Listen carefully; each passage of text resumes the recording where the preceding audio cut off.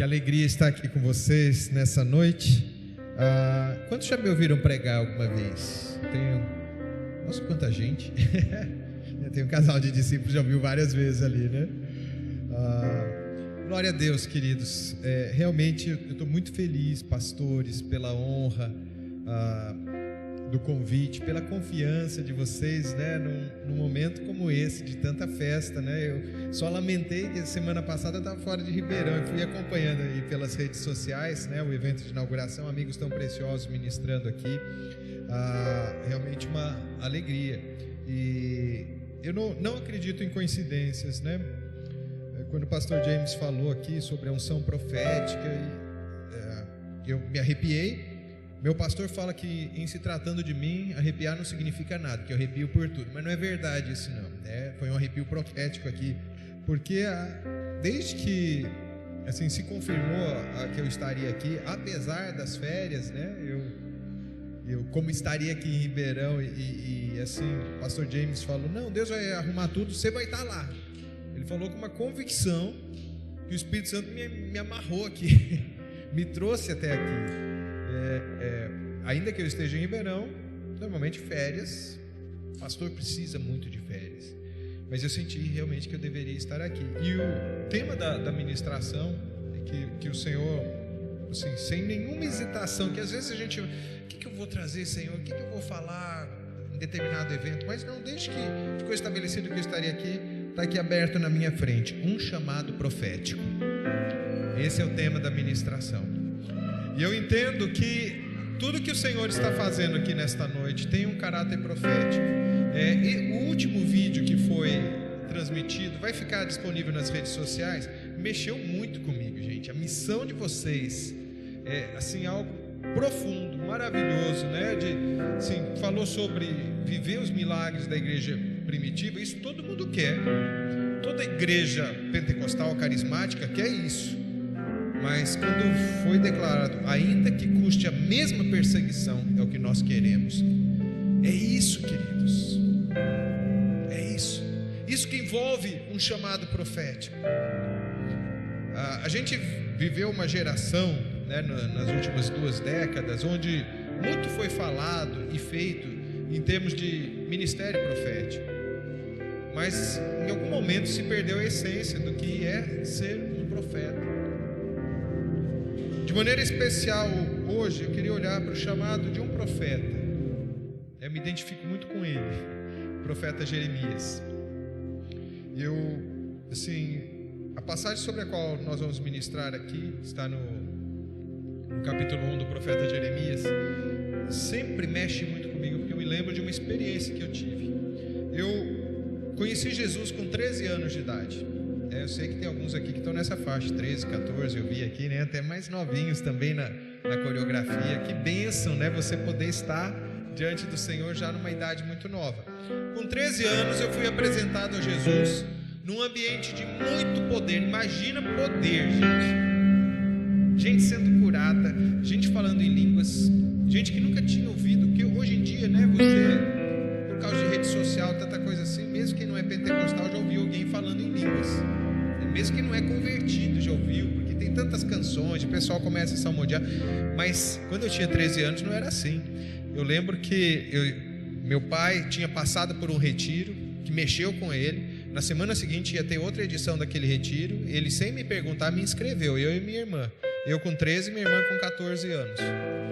E aí eu vi aquele povo falando em línguas, gente sendo liberta. Eu lembro que eu fiquei apavorado.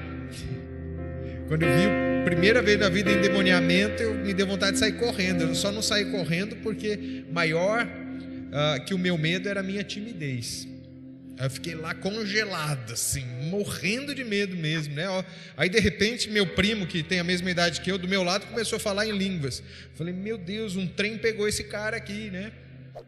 E assim, tudo era novo para mim, mas aquilo me impactou muito. E quando aconteceu esse endemoniamento que eu mencionei para vocês, minha prima, que também estava servindo naquele encontro, me levou para falar com o líder que estava organizando o encontro. E no final daquela conversa rápida com ele tranquilizou meu coração, mostrou a realidade do mal, o conflito entre poderes, o poder de Deus e tudo mais. Ele falou: mas fique tranquilo. Me deu um tapinha nas costas e disse: você foi chamado para ser profeta. Eu tinha 13 anos. Eu não sabia o que era ser profeta, né? E a gente tinha um caderninho de anotação. Estou vendo a caneta aí, esse negócio é poderoso. Anota aí a palavra, tá? Pode ser por meio eletrônico também, tá? Acostume-se a anotar, fazer anotações, né? Eu sei que hoje em dia também fica tudo gravado, disponível, mas sim, há algo. Você apreende algo quando você anota. Enfim, eu anotei ali. A primeira palavra profética que eu recebi na vida: você nasceu para ser profeta. E eu quero declarar essa palavra profética sobre todo mundo que está aqui, porque você nasceu para ser profeta também. Todo cristão é um profeta, e eu vou mostrar isso para você nessa palavra, nessa ministração. Meu coração está queimando aqui, gente. Jeremias 1:2. A palavra do Senhor veio a ele quem? A Jeremias, no 13º ano do reinado de Josias, filho de Amon, rei de Judá. Queridos, quando um texto bíblico traz uma referência de tempo, aqui no caso, no 13º ano do reinado de Josias, filho de Amon, rei de Judá, não é uma mera localização no tempo.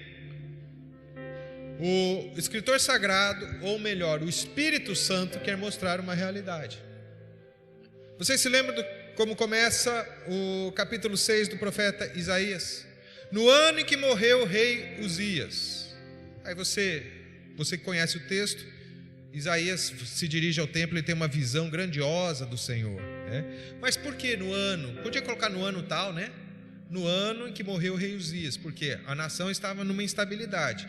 No caso aqui de Jeremias 1, a palavra do Senhor veio a ele no 13º ano do reinado de Josias.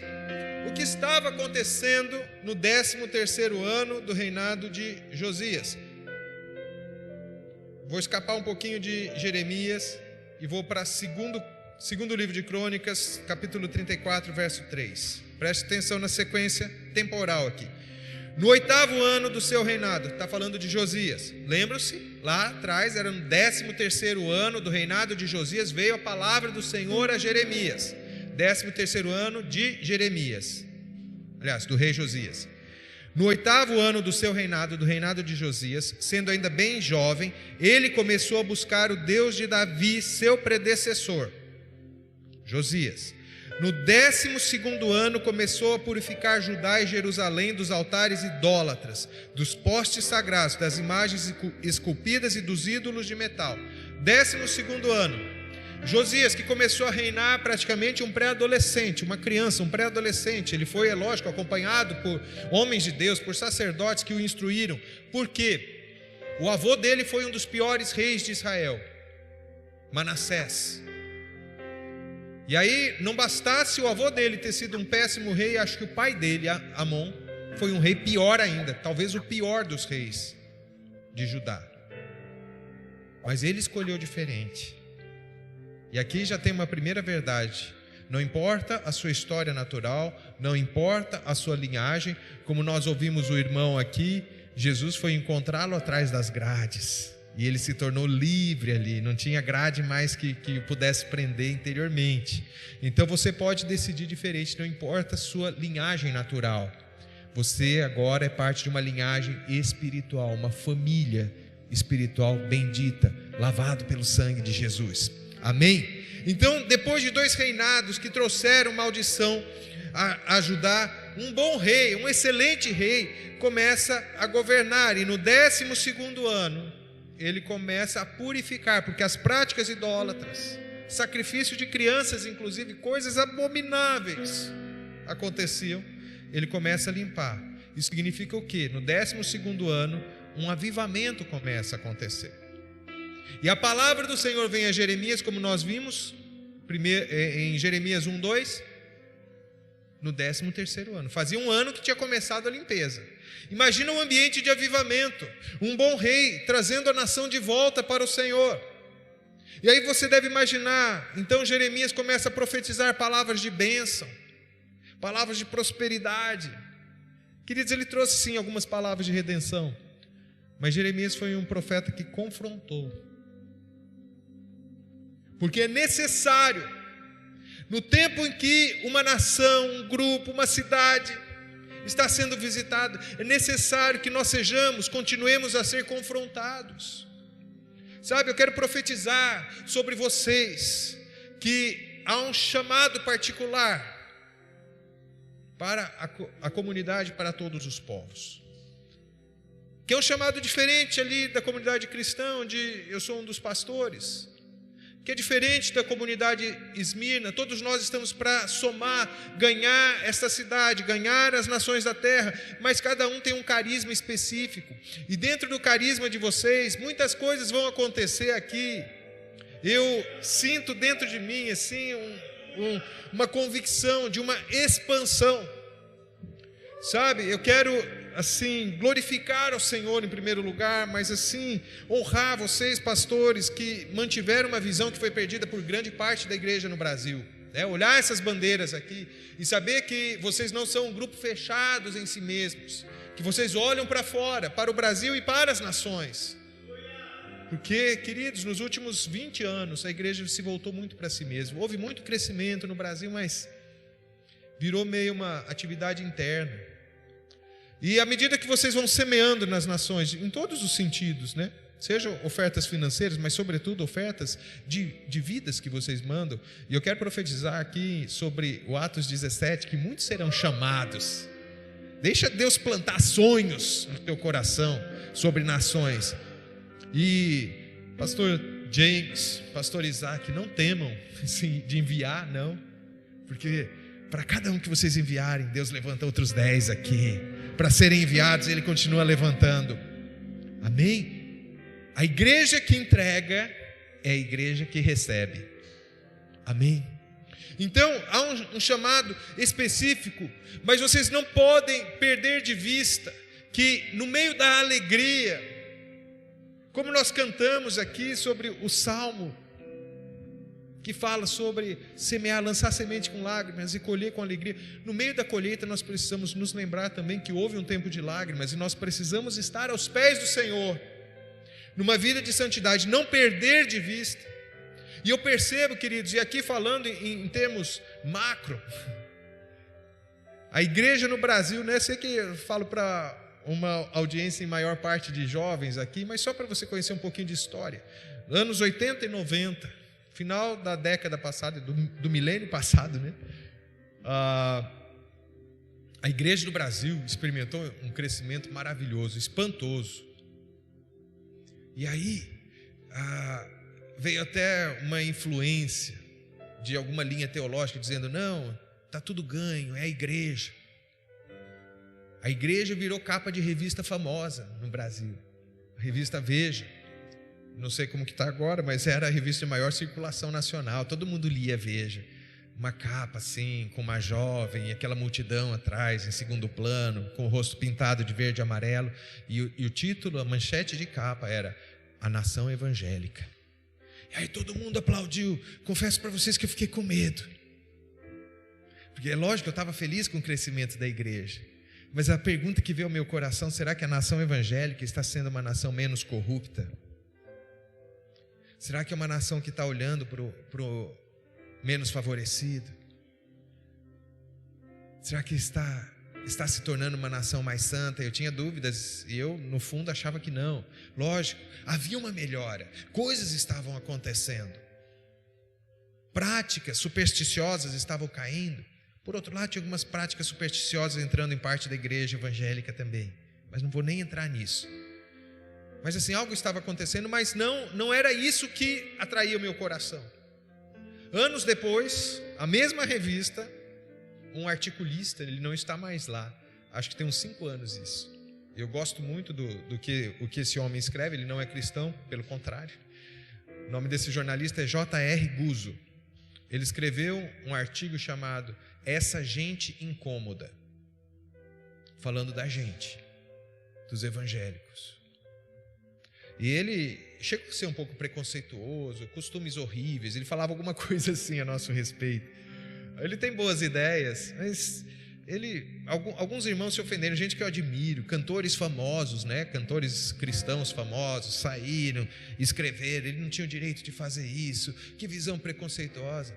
Eu fiquei mais feliz com o artigo dele do que com a capa de anos antes, porque nós somos gente incômoda, nós temos que incomodar, nós temos que ser sal,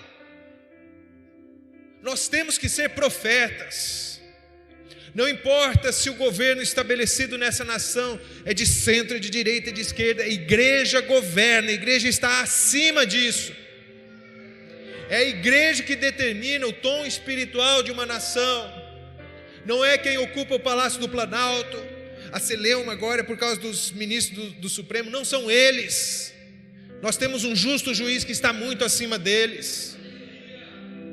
Nós temos alguém que nos preside, que está muito acima do presidente da República.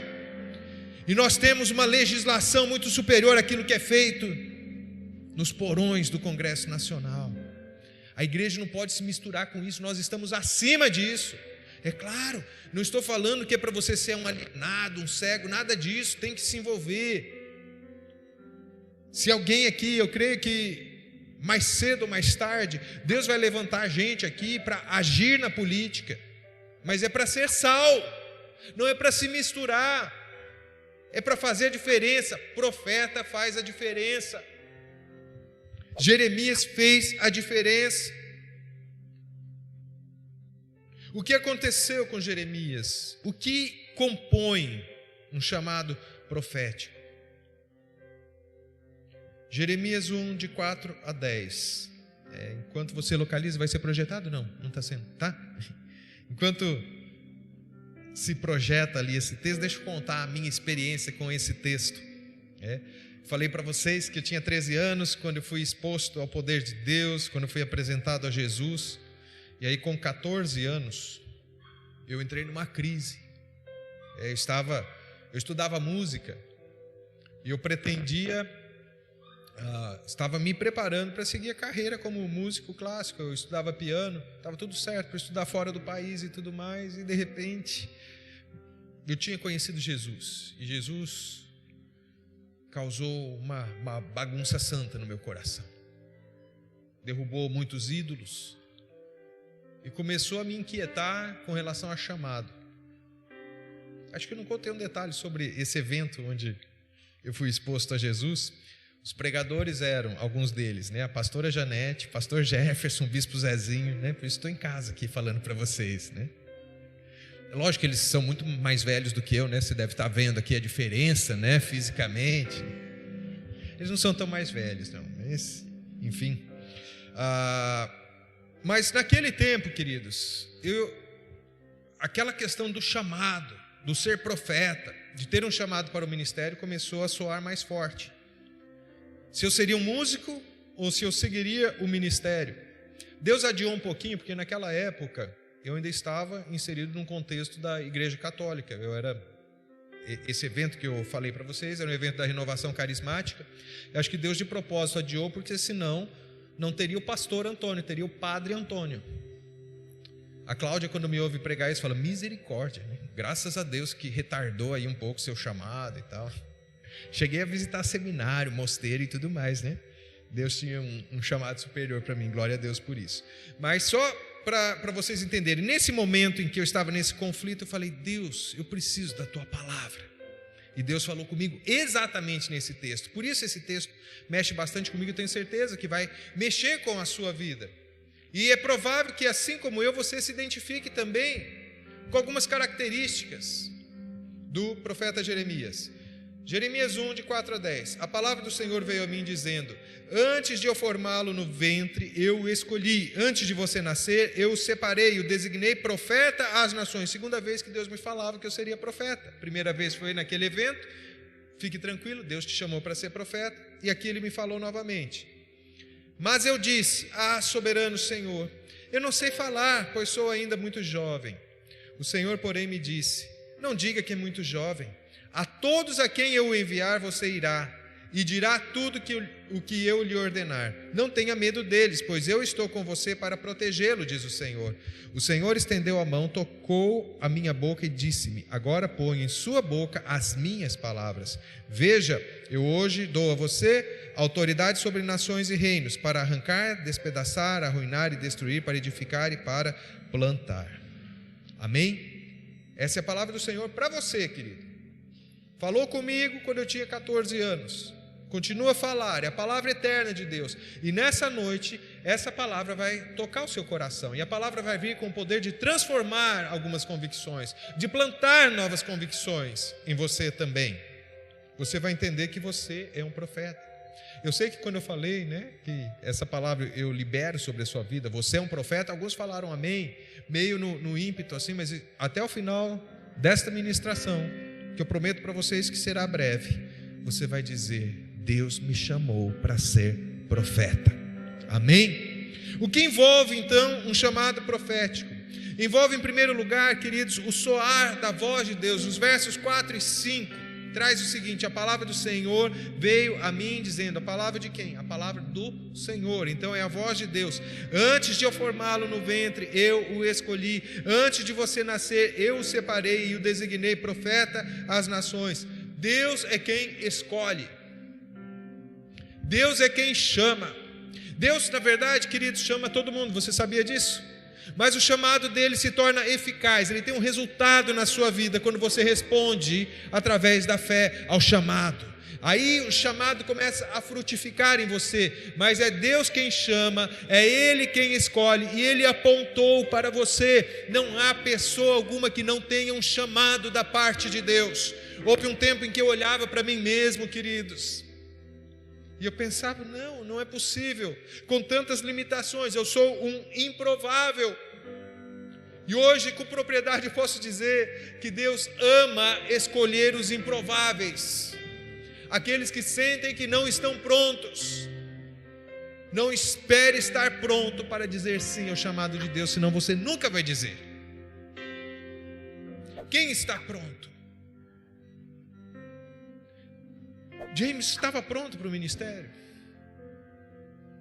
Pastor Isaac, é a experiência de todo mundo.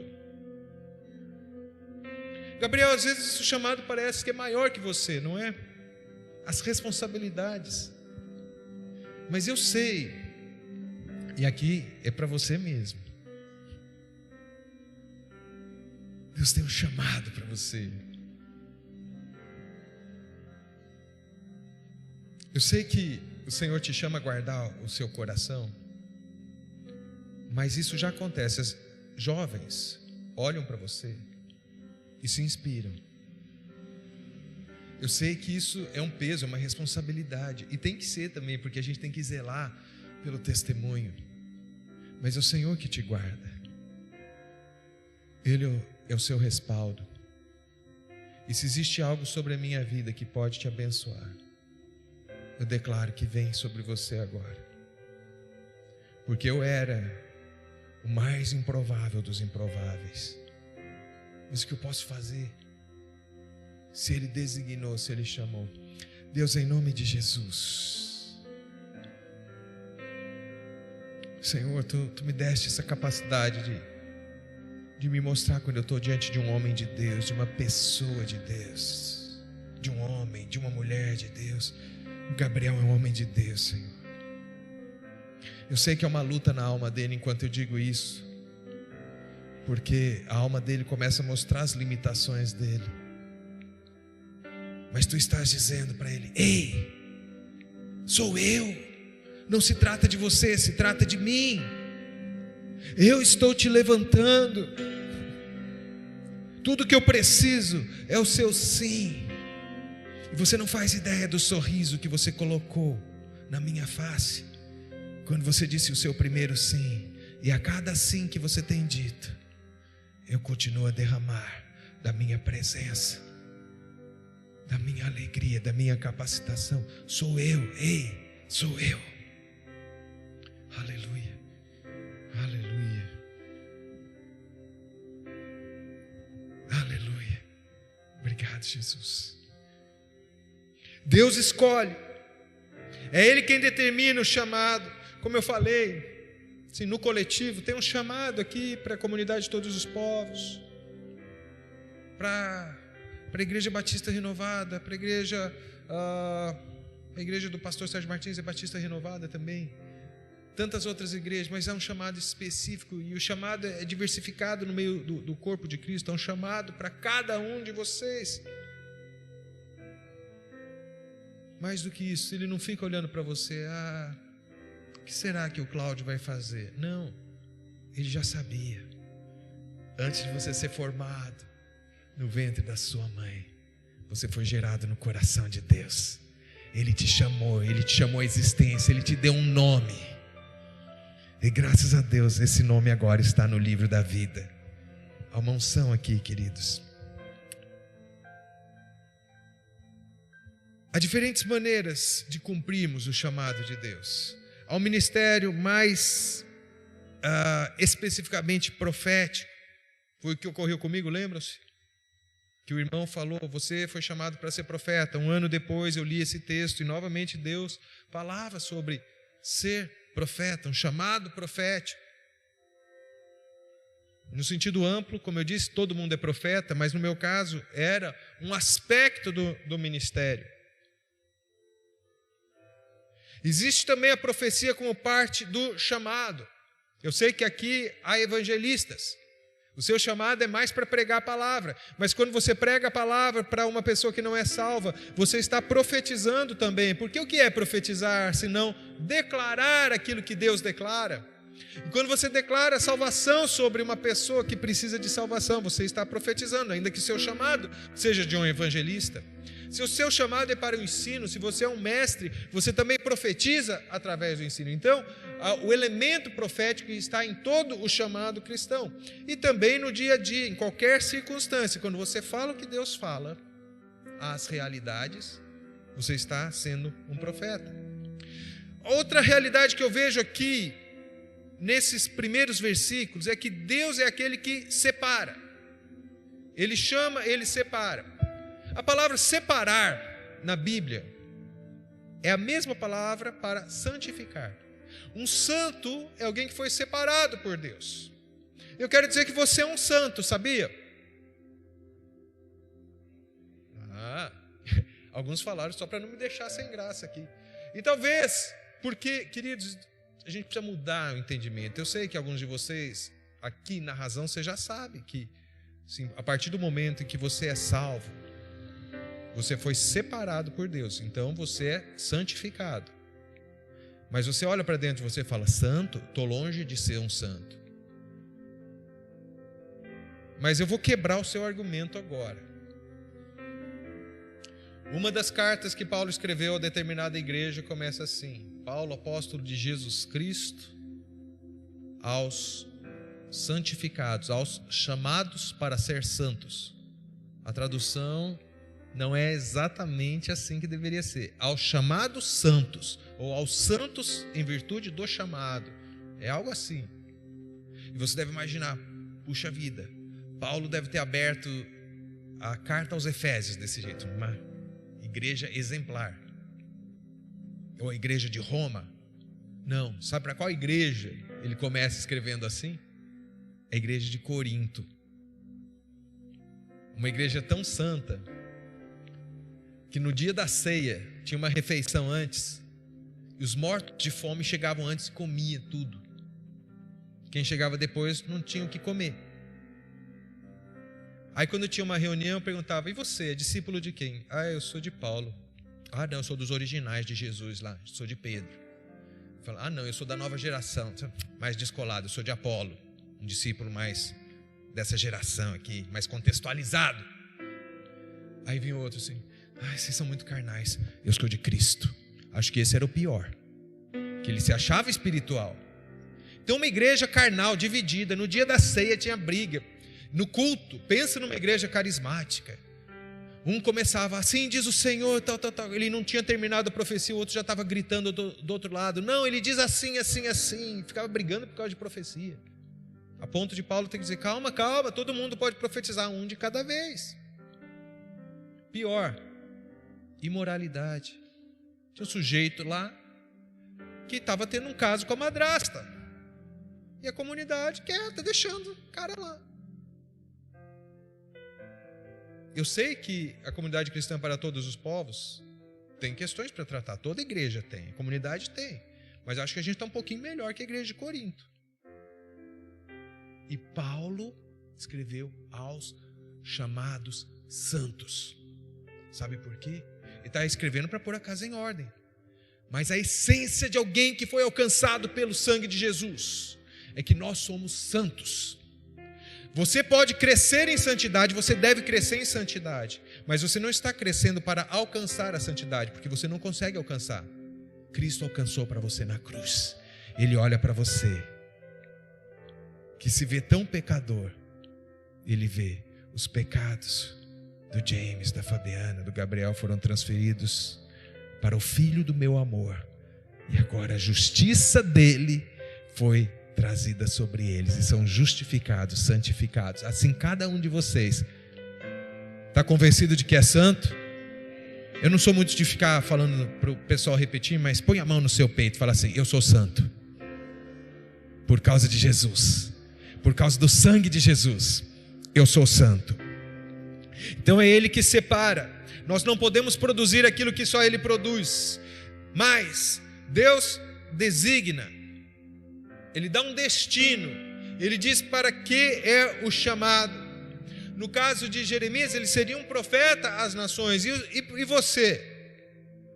Você é um profeta onde? No seu local de trabalho? Amém. Então o seu âmbito de profecia é ali. Dentro da sua casa? Sim. Na escola? Onde você estiver, esteja atento àquilo que Deus te designou e te enviou a fazer. O chamado profético também envolve uma proteção que vence as nossas resistências. Mas eu disse, sequência do texto, mas eu disse: soberano Senhor, eu não sei falar, pois sou ainda muito jovem. O Senhor, porém, me disse: não diga que é muito jovem, a todos a quem eu o enviar, você irá e dirá tudo o que eu lhe ordenar. Não tenha medo deles, pois eu estou com você para protegê-lo, diz o Senhor. Um profeta, querido, sempre se sente inadequado, né? Eu mencionei aqui Isaías 6, quando ele tem aquela revelação grandiosa do Senhor assentado no alto e sublime trono, para você ter ideia do tamanho de Deus que ele viu, né? Imagina o templo de Salomão enorme, diz que a orla das vestes, do manto de Deus, cobria todo o templo, só a pontinha ali. Então imagina em proporção, e pensar que Deus, na verdade, ele não cabe numa visão, ele é muito maior, porque a sua presença enche todo o universo.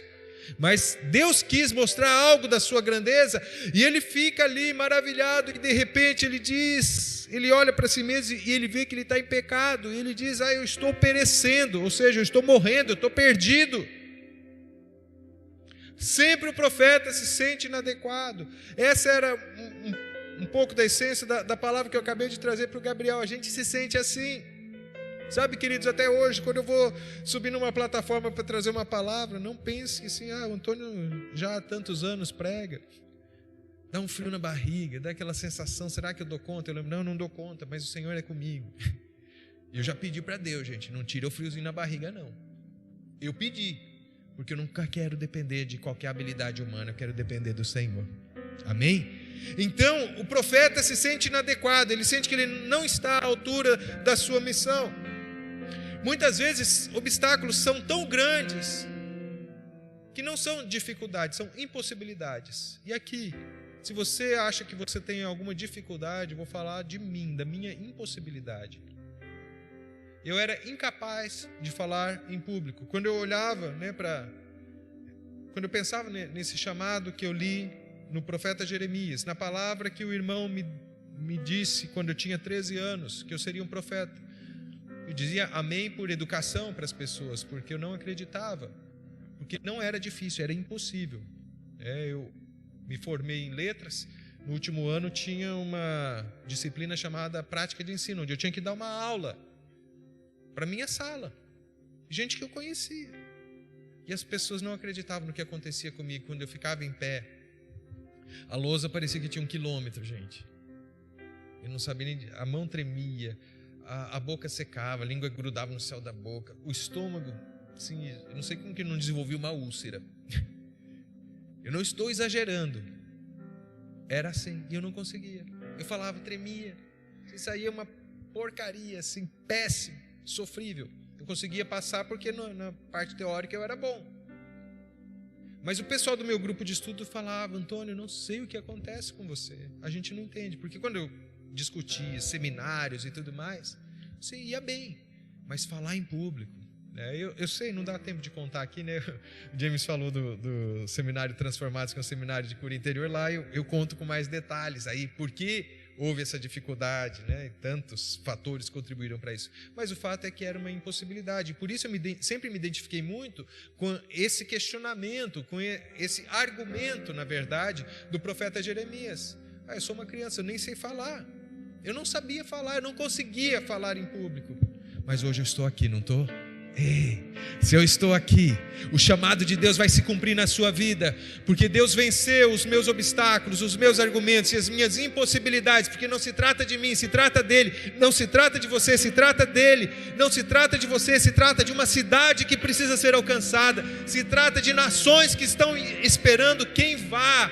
Se trata de Deus que está dizendo, como disse naquela conversa na Trindade que o profeta Isaías ouviu, quem irá por nós? Ele está esperando alguém que diga, eis-me aqui, Senhor, pode me usar, pode me enviar. É isso que ele precisa. No momento em que você se sentir inadequado, lembre-se que é ele, a capacitação vem dele. Claro, você pode investir em estudo, você deve ler, comer a palavra de Deus, ouvir pregações, estudar, se preparar, sim, você deve. Mas é ele a fonte da sua capacitação. Sabe o que você precisa? Paixão por ele. Um desejo que não pode ser mudado, de fazer a vontade de Deus. É Rodrigo que chama o irmão aqui do Revolução Positiva, né? O que ele tem para oferecer? A habilidade que Deus deu para ele. Ritmo, rap, poesia rítmica. E Deus está usando isso. O que você pode fazer? Veja bem, eu não estou falando de um púlpito. Nem todo mundo vai ocupar um púlpito. Alguns vão, tem jovens aqui que vão ocupar esse púlpito logo. Mas não é só isso, o chamado não se restringe a isso. Aliás, a maior parte do chamado é para você profetizar onde você estiver. Mas eu sou tão novo, não sei nem falar. Você tem o seu testemunho. Você tem paixão por Jesus. Sabe, mexe comigo essa questão de paixão, né? A irmã que estava dirigindo o louvor aqui, quando ela, no início, começou a chorar, quase que não conseguia concluir aí o início. Sabe por quê? Gratidão ao Senhor, paixão por Jesus. Como Gabriel falou no momento das ofertas, nós só temos a agradecer. Quem éramos nós? Qual era nosso destino? Está difícil. Vivemos uma época mundial difícil, sim, a mais desafiadora desde a Segunda Guerra Mundial, provavelmente. Mas Deus está conosco. Um tempo difícil. Vocês estão num local novo que vai glorificar o nome do Senhor. Num tempo difícil tem gente vindo para Jesus. Tem ou não tem? Num tempo difícil Deus chacoalhou. Teve gente que caiu. Gente que estava, mas não estava. Mas quem estava de verdade. E a partir desses, uma colheita está sendo preparada, queridos.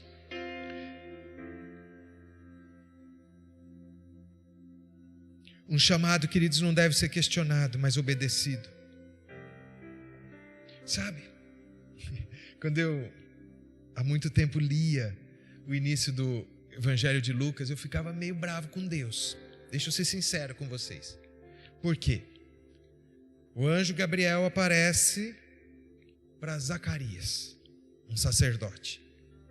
E ele fala que a mulher dele, avançada em idade, vai conceber um profeta que vai preparar o caminho do Senhor. E ele fala assim, mas como que isso vai acontecer? Eu já sou velho, e a minha mulher é estéril.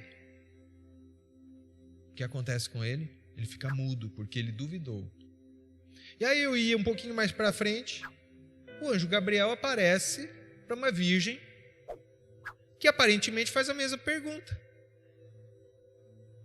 Para essa jovenzinha, o anjo fala: você vai conceber o Messias, o Salvador. E ela fala: mas como isso vai acontecer? Eu ainda sou virgem. Não parece que é a mesma coisa? Não parece que ela está questionando? Mas por que ela não foi punida? Pelo contrário, né? No cântico que ela entoa quando ela encontra a esposa de Zacarias ali um pouco mais para frente, ela fala que dali em diante todas as gerações proclamariam que ela é bem-aventurada. Porque em vez de ela ser punida, ela foi engrandecida. Na verdade, ela não estava duvidando. Ela estava disposta a obedecer. Quando ela fala: como se dará isso? Eu ainda estou noiva. A pergunta é: eu devo me casar? É isso, devo apressar o meu casamento? O Messias vai nascer do meu casamento com José? E aí o anjo então explica para ela: não, nada disso. A sombra, o poder do Altíssimo vai te envolver. E o que será gerado dentro de você, o ser santo, será por obra do Espírito de Deus. Ela acreditou. Percebe a diferença? Não é para questionar, não é para argumentar, é para obedecer. Digo mais, queridos, nem sempre nós temos a garantia de como vai se cumprir o chamado. Como vai ser isso? Eu não sei. Mas se Deus falou, Ele vai cumprir. Não se esqueça das promessas que Deus disse para você. Presta atenção, presta atenção. Alguns de vocês receberam promessas no passado e parece que está demorando, e você está resolvendo deixar de lado. Não deixe de lado. Deus é onisciente, Ele não precisa ser lembrado, mas é um bom exercício para nós lembrar Deus das suas promessas. Não que Ele esqueça, mas é que nós não podemos nos esquecer, porque aquele que prometeu é fiel para cumprir. Amém? Não se esqueça, não abra mão. Está demorando. O tempo de Deus é o tempo perfeito. Não é verdade o ditado popular que diz que Deus tarda, mas não falha. Parte dele é correta, Deus não falha, mas Ele não tarda, Ele vem no tempo certo, que nem sempre é o nosso tempo. O chamado envolve uma capacitação dada por Deus. O Senhor estendeu a mão, tocou a minha boca e disse-me: agora ponho em sua boca as minhas palavras. Lembram-se? O profeta falou: eu sou uma criança, eu nem sei falar ainda. E Deus falou: não é você, sou eu que ponho na sua boca as minhas palavras. Não são as suas palavras, são as palavras do Senhor. Você, como profeta, tem que dizer aquilo que Deus diz. E a missão do profeta, queridos, é meio espinhosa, porque todo mundo gosta de receber palavra bonitinha. Nesse tempo de internet, que às vezes eu até paro um pouco de ver, porque é tanta briga, é tanto escândalo, né, de pastorar com influencer B, com não sei o que e tal, mas assim, eu fico meio irritado com aquele que só profetiza coisa bonitinha. Às vezes você vai trazer palavras de encorajamento, sim, é verdade, palavras boas, positivas, mas às vezes a palavra vai ser de confronto. E você não foi chamado para ser politicamente correto, sabia? Você foi chamado para ser espiritualmente correto, alinhado com a palavra de Deus, dizer o que Deus diz. Tem que denunciar o erro, tem que apontar o erro. O profeta tem essa missão difícil. Jeremias foi parar num poço, numa cisterna, mas ele não negociou a palavra de Deus. Ele chegou a pensar em parar, mas ele disse, sabe a canção lá do Alessandro Vilas Boas? Deixa queimar. É baseada num texto de Jeremias. Eu tenho um fogo no meu peito, se eu disser que não vou falar, não aguento. O profeta não aguenta, ele fala a palavra de Deus. Um profeta que eu admirava muito, o Senhor o recolheu acho que no ano passado, não sei quantos conhecem, pastor Miguel Piper de Curitiba. Pensa num profeta. Ele estava no enterro da mãe do governador do Paraná. E aí, aquele momento de tristeza e tudo mais, acho que a mulher era cristã, mas o governador não. E aí tinha alguém lá fazendo o culto fúnebre e tal. Na hora que foram fazer a oração final, quem estava presidindo não era o pastor Miguel Piper. Você conheceu, né, Cláudio? Você foi em evento com ele lá, né? Pensa num profeta, né? Ele falou, eu não lembro qual dos governadores aí que foi, não sei se foi Rafael Greca, mas fulano. Aí todo mundo ficou olhando assim. A sua mãe foi para o céu. E se você quer ter alguma esperança de um dia reencontrar sua mãe, é melhor você endireitar a sua vida com Deus. Num velório. Momento de lágrimas. Ah, mas não é politicamente correto. Lasque-se. Tem que falar. Quando eu crescer eu quero ser igual Miguel Piper. Tem que falar. Fale o que Deus estiver mandando você falar. Então há uma capacitação. O chamado sempre envolve uma ação sobrenatural de Deus. Lembram-se? Com a mão, Deus tocou na boca de Jeremias. Lá em Isaías, o anjo pegou uma brasa e limpou o pecado dele, queimou. Né? A gente acha bonito isso, deve ter doído pra caramba, né? Às vezes dói o tratar de Deus em nós. Mas a mão de Deus significa autoridade. Deus tocou em Jeremias e colocou literalmente as palavras ali. A partir dessa atitude, as palavras do Senhor são implantadas. E ele começa a falar. Aquilo que ele não conseguia antes, ele começa imediatamente, ele começa a profetizar. Finalmente, queridos, o chamado profético envolve palavras de juízo e esperança. Veja, eu hoje dou a você autoridade sobre nações e reinos para arrancar, despedaçar, arruinar e destruir, para edificar e plantar. É um chamado integral. Como eu disse, né? Todo mundo espera que o profeta traga aquela palavra, você vai prosperar, você vai ser feliz, você isso, aquilo, tal, tal. Mas envolve antes palavra de juízo. E em sua maior parte, como eu disse, num tempo de avivamento. No 13º ano do rei Josias, ele começa a profetizar, estava tendo um avivamento, ele começa a trazer palavras de arrependimento, porque Deus já tinha dito que a nação ia ser levada para o cativeiro. Aquilo foi um break, uma pausa, uma chance, um respiro. Mas o profeta não pode falar aquilo que Deus não fala. Ele continuou a trazer as palavras de juízo.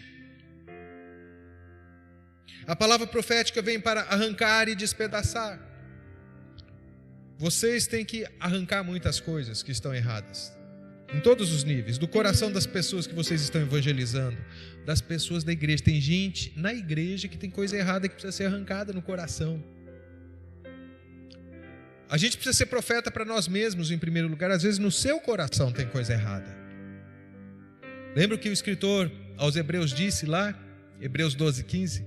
Cuidem para que não haja em vocês nenhuma raiz de amargura. Coração de cristãos tem raiz, precisa ser arrancada. Dos que não conhecem Jesus, mais ainda, para que eles possam conhecer. E às vezes não basta arrancar, tem que despedaçar.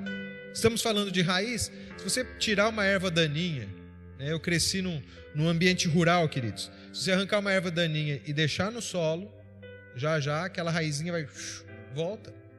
Tem que despedaçar. Não basta só arrancar. Tem que arruinar, tem que destruir.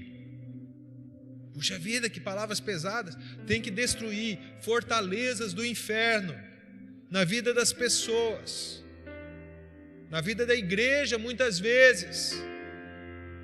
Citamos aqui, a igreja de Corinto. Paulo teve que destruir muita coisa lá.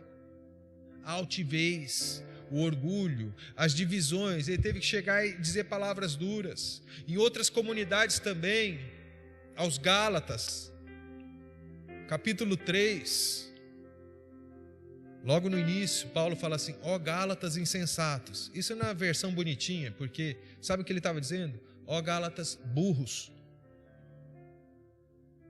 A tradução literal seria isso. Quem as versões trazem, quem os fascinou. A palavra é enfeitiçou. Igreja. Quando entra um engano, aquilo é como um feitiço. A gente às vezes fica preocupado, não sei o que, parece ter uma obra de feitiçaria contra a liderança da igreja. Isso não é novidade, tem mesmo, querido. Está cheio.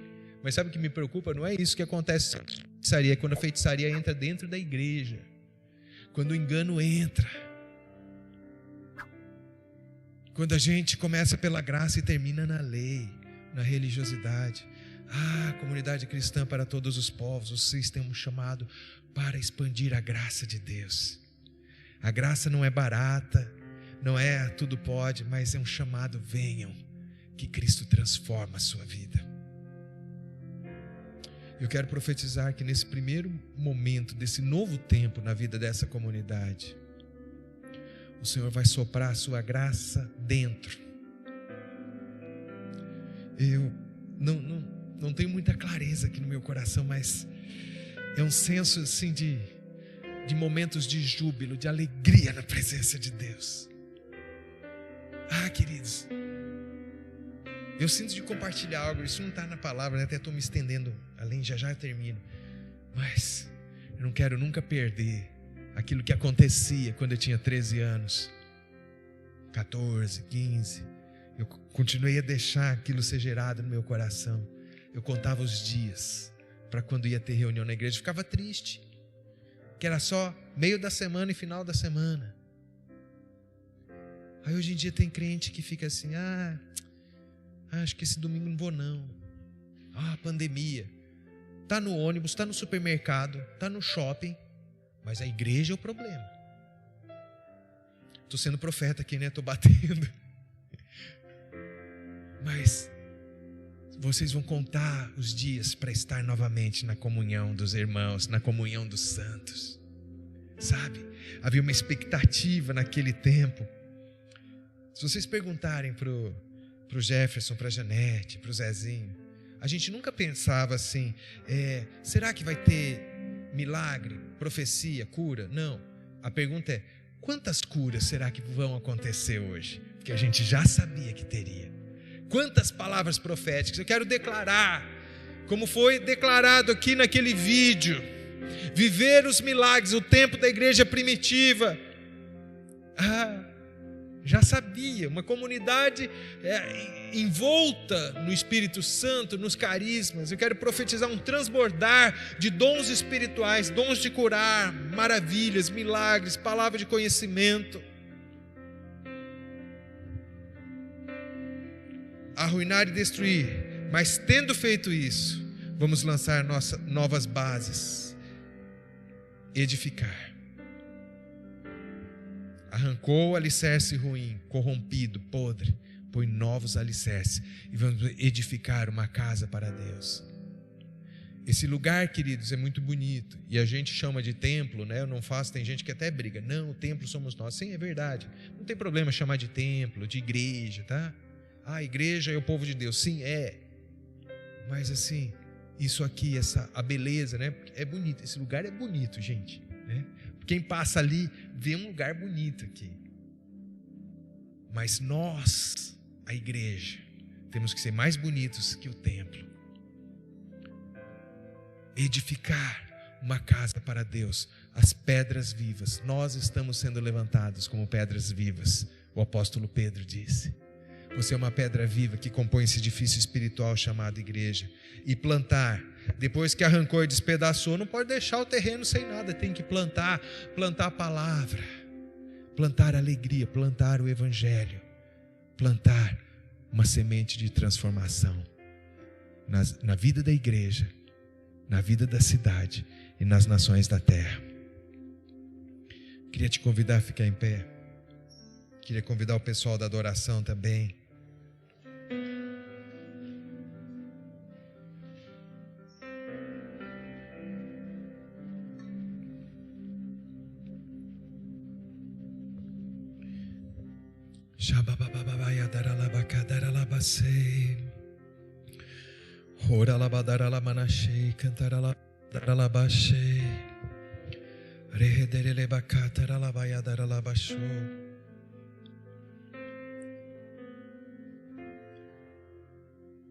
Aqueles que se identificam com o profeta Jeremias, especificamente nesse sentido de não se sentirem capacitados. Você tem uma impossibilidade, como eu tinha. Você até pensa assim, sim, eu sei que Deus tem um chamado para mim, mas humanamente falando, eu não consigo. Levanta a sua mão se esse é o seu caso. Se você se vê com uma impossibilidade na sua vida, levanta bem alto, não é vergonha nenhuma, queridos. Eu era assim, eu tinha isso. Eu vou orar por você agora. Deus, em nome de Jesus, assim como tu fizeste com Jeremias, assim como tu fizeste com Isaías, assim como tu fizeste com tantas pessoas na tua palavra e no decorrer da história da tua igreja, eu peço que tu faças com esses que levantaram suas mãos agora.